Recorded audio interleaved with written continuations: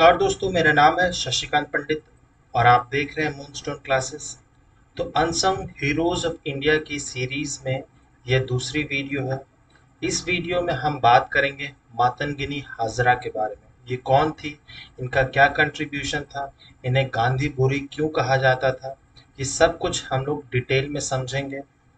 First video में मैंने are N काओ के बारे में डिस्कस किया था, तो अगर पहला वीडियो आपने नहीं देखा है तो उसे देख लीजिए। तो इस वीडियो को अंत तक देखिए और अगर वीडियो अच्छा लगे तो लाइक शेयर सब्सक्राइब जरूर कर दीजिएगा। तो चलिए मूव करते हैं और जान लेते हैं मातंगिनी हाजरा के बारे में।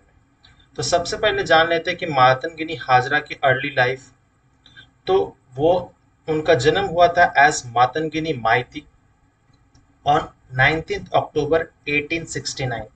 तो बस वो 17 दिन ही छोटी थी महात्मा गांधी से। कहाँ जन्म हुआ था? तो पेनुरिन Hogla village located under Tamluk police station in Midnapore district of West Bengal. तो उस समय ये वेस्ट बंगाल नहीं था, अनडिवाइडेड बंगाल था। और उस समय मिदनापुर जो डिस्ट्रिक्ट था, आज के टाइम पे हम लोग मेदिनीपुर कहते हैं, तो वो one of the largest district हुआ करता था अनडिवाइडेड बंगाल का। तो उनका जन्म जो हुआ था एक बहुत ही आ, गरीब घर में हुआ था, किसान फैमिली से बिलोंग करती थी। तो उनके पास उनके पिताजी के पास पैसा नहीं था कि वो पढ़ा पाए, इसीलिए वो पढ़ी लिखी नहीं थी। तो वो कभी स्कूल नहीं गई थी और कुछ भी पढ़ी लिखी नहीं थी। फिर वो जब 12 साल की हो गई तब उनका शादी हो गया, क्योंकि उस समय जो स्पेशली ईस्टर्न इंडिया में बाल विवाह का बहुत चलन था। तो 12 साल की उम्र में ही उनका विवाह हो जाता है त्रिलोचन हाजरा के साथ, जो कि एक 60 वर्ष ओल्ड मैन थे फ्रॉम अलीनन विलेज इन मेदिनीपुर। ठीक है, तो उनका एक 60 वर्ष के एक आदमी से, त्रिलोचन हाजरा से विवाह हो जाता है। तो विवाह के 6 साल बाद ही, मात्र 18 साल में वे विधवा हो जाती है, क्योंकि त्रिलोचन हाजरा मर जाते हैं और उनका कोई भी संतान नहीं होता है, वो विडो ही रह जाती है। तो उनके मरने के बाद, उनके हस्बैंड के डेथ के बाद, वो अपने पेरेंटल विलेज जो थी होगला विलेज, वहां पर वो रिटर्न कर जाती है। और वो अपने पेरेंट्स के साथ में नहीं रहकर वो अपना एक छोटा सा झोपड़ी बनाती है और उस झोपड़ी में ही वो रहती है। तो झोपड़ी में रहते हुए उनके पास दो ही चीज थी, एक उनके पास वो झोपड़ी थी और एक गाय थी। तो गाय से वो दूध निकाल कर आसपास के गांव में मतलब बेच देती थी और उन्हीं से उनका जीवन यापन चलता था। तो वो कुछ साल तक जीवन यापन उनका चला। फिर बहुत सारे, क्योंकि उनका कोई संतान नहीं था, तो आसपास के जो विलेज के जो बच्चे थे, गांव के विलेज के जो बच्चे थे, वो आते थे और उनके पास खेलते होते थे। तो वो सोशल सर्विस में धीरे धीरे इन्वॉल्व होने लग गए। फिर वो दौर था, इन्हें गांधी बुरी क्यों कहा जाता है हम लोग समझ लेते हैं। तो 1980s 1990s नेशनलिज्म का दौर था इंडिया में, और उस समय 1980s 85 के आसपास में इंडियन नेशनल कांग्रेस भी फॉर्म हुआ था। और बंगाल जो था वो हॉट सीट बन चुका था, जहां पर बहुत कुछ political turmoil, Indian national independence के लिए बहुत कुछ काम हो रहा था। तो 1905 में बहुत एक इम्पॉर्टेंट इवेंट घटती है इंडिया में, जिसे कहा जाता है partition of Bengal. Partition of Bengal किसके अंडर हुआ था? तो लॉर्ड कर्जन के अंडर। जो अनडिवाइडेड बंगाल था उसे डिवाइड कर दिया गया था दो हिस्सों में, एक हिंदू डोमिनेटेड रीजन जो वेस्ट बंगाल था और एक मुस्लिम डोमिनेटेड रीजन जो आज का प्रेजेंट डे बांग्लादेश है। ठीक है, तो वो बहुत बंगाल में बहुत सारे प्रोटेस्ट हुए, स्वदेशी मूवमेंट स्टार्ट हुआ, तो बहुत सारे प्रोटेस्ट शुरू होने लगे। तो notable feature of the freedom struggle, वैसे ही स्ट्रगल्स मिदनापुर डिस्ट्रिक्ट में भी बहुत चलने लग गया। और मिदनापुर डिस्ट्रिक्ट से एक और महान फ्रीडम फाइटर है ईश्वर चंद्र विद्यासागर, वो भी वहां से थे। और बहुत सारे विमेन पार्टिसिपेशन जो था वो नेशनल मूवमेंट में हो रहा था। उसमें एक नाम मातंगिनी हाजरा का भी नाम था। तो वो गांधी से इंस्पायर्ड कब हुई, तो 1919 में मेनली जलियनवाला बाग हत्याकांड हुआ था, जिसके कारण पूरे देश के लोग शोक मना रहे थे और दुखी थे। तो आफ्टर जलियनवाला बाग कांड में महात्मा गांधी ने नॉन कोऑपरेशन मूवमेंट का स्टार्ट कर दिया था। तो वो इस सोच से, महात्मा गांधी का जो अहिंसा का सोच, सत्याग्रह का सोच, उस सोच से बहुत ज्यादा मतंगिनी हाजरा बहुत ज्यादा प्रभावित थी। वो फिर she started spinning yarn despite her weak eyesight. उनका आंख कमजोर था लेकिन वो चरखा चलाती थी, खादी के वस्त्र बनाती थी और खुद भी पहनती थी। और जितने भी आइडियोलॉजीज, जितने भी टीचिंग्स थे गांधी जी को, वो रिलीजियसली फॉलो करती थी। इसीलिए आसपास के जो लोकल लोग थे उन्हें गांधी बुरी करने लगे।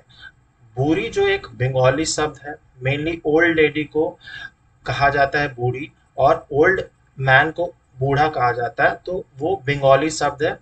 मोरलेस हिंदी और बंगाली में मोरलेस सेम ही है, तो इसीलिए उन्हें गांधी बूढ़ी कहा जाता था। फिर उनका रोल क्या था एज अ फ्रीडम फाइटर में, तो सबसे जो वो बहुत सारे जैसे कि 1921 में जो नॉन कोऑपरेशन मूवमेंट हुआ उसमें भी वो पार्टिसिपेट ली थी, और भी बहुत सारे मूवमेंट में वो पार्टिसिपेट धीरे धीरे वो लेने लग गई थी। इन 1932 बहुत इम्पोर्टेंट साल था इंडिया के लिए उस समय। वो सिविल डिसोबीडियंस मूवमेंट में भी पार्ट ली, और जब वो ब्रेक कर रही थी सॉल्ट लॉ को, उसके साथ साथ उन्हें अरेस्ट भी कर लिया गया था। तो सॉल्ट सत्याग्रह मेनली जो डांडी मार्च था, जिसमें महात्मा गांधी ने स्टार्ट किया था, वो चल रहा था गुजरात में, अहमदाबाद में चल रहा था। लेकिन साथ ही साथ में जो तामलुक तामलुक डिवीजन है वहां पर भी, वो भी क्योंकि एक कोस्टल एरिया था, मिदनापुर एक कोस्टल डिस्ट्रिक्ट है, तो वहां पर भी सॉल्ट सॉल्ट नमक की खेती होती थी। तो वहां पर भी सॉल्ट सत्याग्रह स्टार्ट हो गया था, और उसमें मातंगिनी हाजरा और अन्य महिलाएं भी बहुत लोग पार्टिसिपेट किए थे। तो सॉल्ट सत्याग्रह के टाइम पे क्या हुआ, वो चोरी छुपे जो तामलुक कोर्ट है, ठीक है, तामलुक कोर्ट के अंदर वो घुस जाती है। बहुत सारे पुलिस ऑफिसर भी रहते हैं, ब्रिटिशर्स भी रहते हैं, और घुस जाती है। और जो नेशनल फ्लैग था, जो 1929 को नेहरू जी ने डिक्लेयर कर दिया था, वही नेशनल फ्लैग वो होस्ट करती है तामलुक कोर्ट के सामने। फिर इन इस कारण के इस इस एक्ट के कारण क्या हुआ, उन्हें 6 महीनों के लिए जेल में डाल दिया गया, बहरमपुर जेल में उन्हें डाल दिया गया। फिर 6 महीने बाद जब रिलीज हो गई तो वो एक्टिव मेंबर बन गए इंडियन नेशनल कांग्रेस की, और इंडियन नेशनल कांग्रेस के जितने भी सेशन होते थे उसमें वो पार्टिसिपेट करती थी। फिर 1933 में वो अटेंड करती है sub divisional congress conference at Shrirampur में जो होता है, उसमें भी पुलिस लाठीचार्ज करते हैं, वो इंजर्ड होती है। साथ ही साथ 1933 में एक बहुत इंपॉर्टेंट इंसिडेंट होता है तामलुक एरिया में, जो मिदनापुर में पड़ता है। सर जॉन एंडरसन जो उस समय के गवर्नर ऑफ बंगाल थे, तो जो तामलुक के राजा थे, मेनली उन्होंने इनवाइट किया था सर जॉन एंडरसन को, तो उनको बहुत अच्छा रिसेप्शन मिला था। लेकिन रिसेप्शन के दौरान ही मातंगिनी हाजरा और कई महिलाएं क्या की, उन सिक्योरिटी ब्रीच करते हुए वो गवर्नर सर जॉन एंडरसन के सामने जाकर ब्लैक फ्लैग वेव करती है। तो ब्लैक फ्लैग किसका है, प्रोटेस्ट का प्रतीक है, तो ब्लैक फ्लैग वेव करती है। तो इस कारण से भी उन्हें फिर से जेल में डाल दिया जाता है। फिर मतंगिनी हाजरा का फिर इंपॉर्टेंट रोल आता है क्विट इंडिया मूवमेंट में। तो क्विट इंडिया मूवमेंट में जो कि 1942 में हो रहा था, और अगस्त क्रांति मैदान से गांधी जी ने करो या मरो की जो स्लोगन है वो दे दी थी। तो इस कारण से क्या हुआ, जितने भी मेंबर्स थे कांग्रेस के, इंडियन नेशनल कांग्रेस के, वो पुलिस स्टेशन, जितने भी ब्रिटिश इंस्टीट्यूशंस थे उनका घेराव करने लगे, और जितने भी ब्रिटिशर्स थे उनको देश से भगाने लगे। तो उसी तरह से मिदनापुर डिस्ट्रिक्ट में भी ये तय किया गया कि मिदनापुर डिस्ट्रिक्ट में जो तामलुक पुलिस स्टेशन है उसका भी घेराव किया जाएगा। तो 1942 सितंबर 29 1942 को मातंगनी हाजरा और उनके साथ में 6000 करीब सपोर्टर्स मूव करते हैं तामलुक पुलिस स्टेशन पे, ठीक है, और ताकि उनका घेराव किया जा सके और उनको जो ब्रिटिशर्स हैं उनको भगाया जा सके। तो वो क्योंकि लीड कर रही थी, तो जब वो लीड कर रही थी तब पुलिस लाठीचार्ज करती है, लाठीचार्ज के साथ साथ वो फायरिंग भी करती है। तो पुलिस मातंगनी हाजरा को फायर करती है एक गोली, वो फिर भी आगे बढ़ती है झंडा लेकर, फिर दूसरी गोली उन्हें मारी जाती है, फिर भी वो चुप नहीं रहती है, फिर भी वो वंदे मातरम गाते हुए आगे बढ़ती हुए जाती है police station, Tamluk police station पे। फिर तीसरी गोली जो उनके सर पे लगती है उस कारण से उनका डेथ हो जाता है। लेकिन जब उनका डेथ हुआ वो कितनी वर्ष की थी, लगभग ऑलमोस्ट 72 ईयर्स की थी वो। लेकिन उन्होंने झंडा जो इंडियन फ्लैग था उसे नीचे गिरने नहीं दिया और उसका पूरी तरह से सम्मान किया मरने के बाद भी। तो ये इनका कंट्रीब्यूशन था ब्रिटिशर्स को भगाने के लिए और इंडिया को जो इंडिपेंडेंस था उसको अचीव करने के लिए। एक बहुत ही इंटरेस्टिंग फैक्ट बताऊं तो जब प्रोटेस्ट हो रहा था तो इस प्रोटेस्ट में लगभग 11 लोगों की डेथ हुई थी, जिनमें 2 छोटे छोटे बच्चे भी शामिल थे, 11 और 14 साल के बच्चे भी थे। तो इनकी जो डेड बॉडी थी वो तामलुक पुलिस स्टेशन में 2 दिन के लिए रखा गया था। फिर चोरी छुपे जो थे वो गांव वालों ने डेथ बॉडी को लिया और जल्दी से उनका अंतिम संस्कार कर दिया। तो ब्रिटिशर्स इतने क्रूएल थे कि उनकी डेथ बॉडी भी नहीं दे रहे थे। तो इस मातंगनी हाजरा के मरने के बाद में बहुत सारे इनके कमेमोरेशन पे बहुत कुछ किया गया, जैसे कि उनका जो घर था वहां पे उनका स्टैचू बनाया गया जो तामलुक विलेज में है।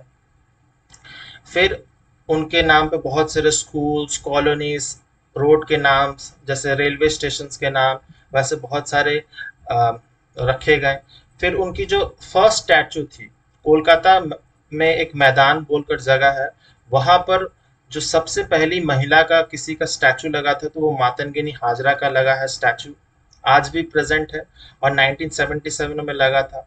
फिर 2002 में 60 इयर्स हो गए थे क्विट इंडिया मूवमेंट को, तो उस समय 5 रुपीज का पोस्टेज स्टैम्प भी इनके नाम पे, मातंगनी हाजरा के नाम पे निकाला गया था।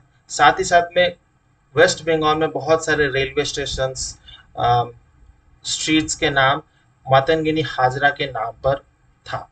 तो अंत में यही कहना चाहूंगा कि शहीद जो है वो कभी मरते नहीं हैं, वो सदैव हमारे आसपास रहते हैं और हमें आगे का रास्ता दिखाते हैं। उम्मीद करता हूँ इस वीडियो से बहुत कुछ सीखने समझने मिला होगा आपको। अगर वीडियो अच्छा लगा है तो लाइक शेयर सब्सक्राइब ज़रूर कर दीजिए और ऐसे और भी वीडियोस देखने के लिए टाइमली नोटिफिकेशन पाने के लिए बेल आइकन ज़रूर हिट कर दीजिएगा। अगर आप मुझे फॉलो करना चाहें तो दिए गए इंस्टाग्राम आईडी पे भी फॉलो कर सकते हैं। मिलते हैं नेक्स्ट वीडियो में एक नए हीरो के साथ में। टिल देन बाय बाय, जय हिंद।